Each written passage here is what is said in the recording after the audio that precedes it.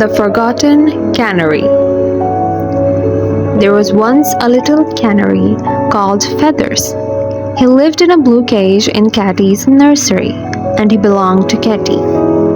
At first, Catty loved Feathers and looked after him well. Each day, she cleaned his cage, gave him new seed and fresh water.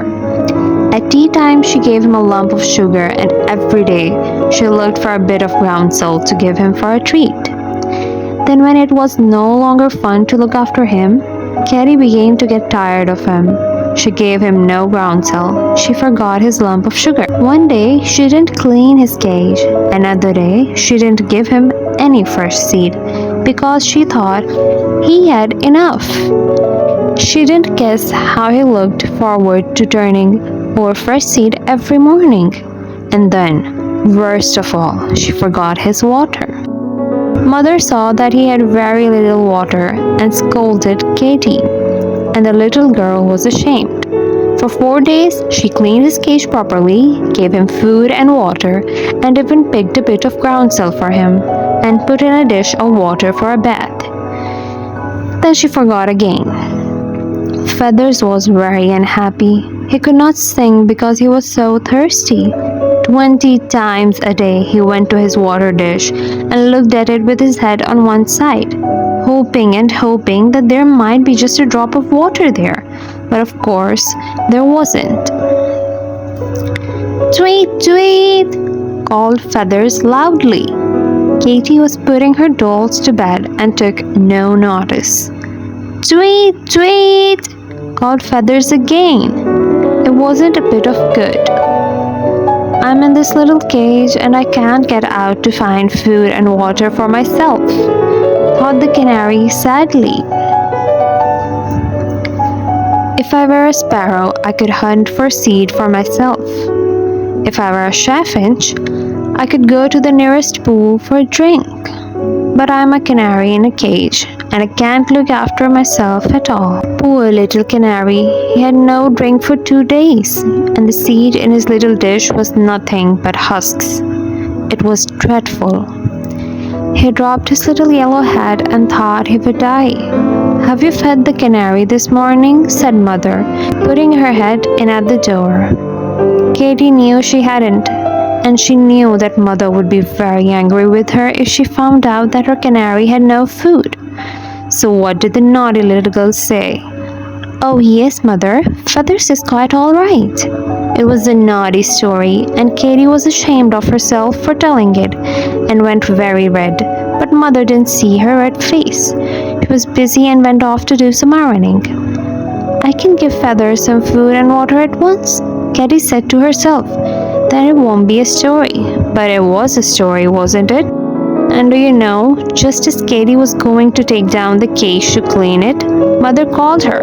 "Katy, I want you to go and get some cakes for me. Hurry now, because there isn't much time." "I'll do the canary afterwards," thought Katy, and ran off. She didn't remember to do the canary when she came back, though Feathers was hoping and hoping that she would.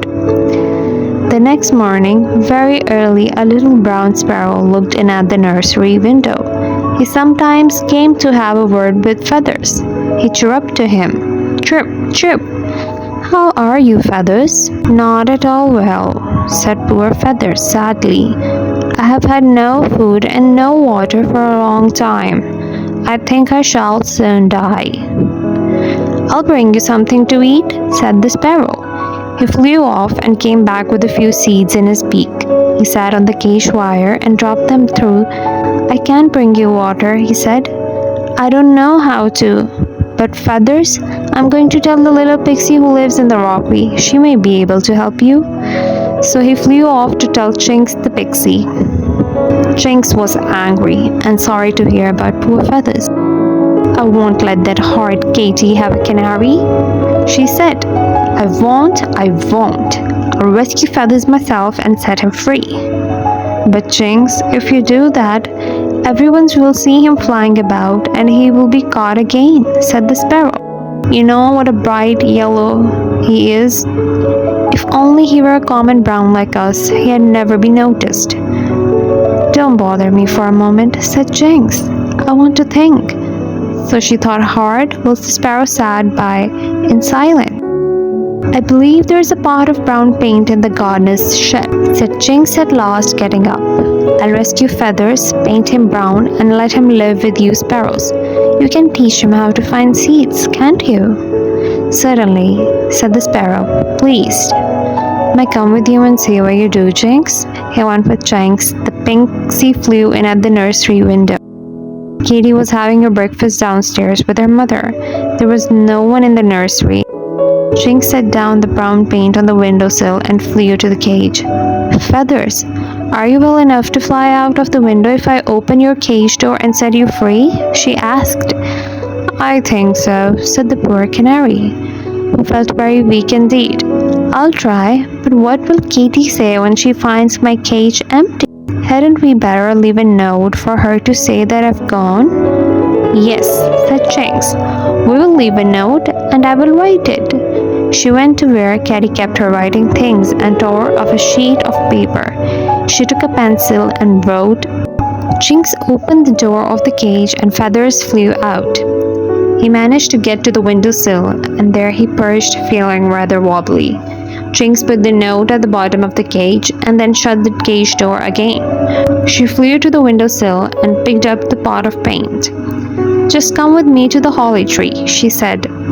It isn't bare like the other trees and you can hide there whilst I paint you brown. Then you'll be like the sparrows. They went to the holly tree and in the shade of its prickly leaves, Jinx painted Feathers a plain brown color. She even painted a little black bib under his chin, just like the father sparrows were wearing then, and little bars of white in his wing feathers. When he was finished, he sat in the sun to dry. He looked like a sparrow, except his legs were a pinker color and not quite so thick as the sparrows. The sparrows came round him and made him welcome. Come, and we'll show you where the best seeds are to be found, they chirruped. You shall be one of us. So Feathers went with them and soon became very clear at finding food and water. How lovely it was to drink from puddles and to peck at wild bits of groundsel whenever he found them. And what about Katy? Well, after breakfast, she came into the nursery and remembered her canary. Oh dear, she said, I meant to have cleaned the cage yesterday and I forgot again. What a nuisance. I really must do it today. So she took down the cage, but to her enormous surprise, Feathers wasn't there. She looked and she looked, but Feathers simply wasn't there at all. She ran to the door and called her mother. Mother, Mother, have you let Feathers out? Of course not, said Mother, running up. He must be there. The door of the cage is shut. But the canary was certainly gone. Mother spied the little note in the bottom of the cage. She opened the door, put in her hand, and picked up the note. She read it. Dear Katy, I've gone away because you don't give me food or water, and I'm nearly dead. You're a horrid, unkind girl. Tweets from Feathers. Mother put down the note and looked at Katy, who had gone very red. Katy, what a dreadful thing. So that's why your canary has gone? Well, it serves you right. If you can't look after something in your care, you have no right to keep it. I'm ashamed of you. Katy burst into tears. She remembered how sweetly Feathers had sung. She remembered how he put his little yellow head on one side when she spoke to him. She remembered how prettily he splashed in his bath. Now he was gone and would never come back.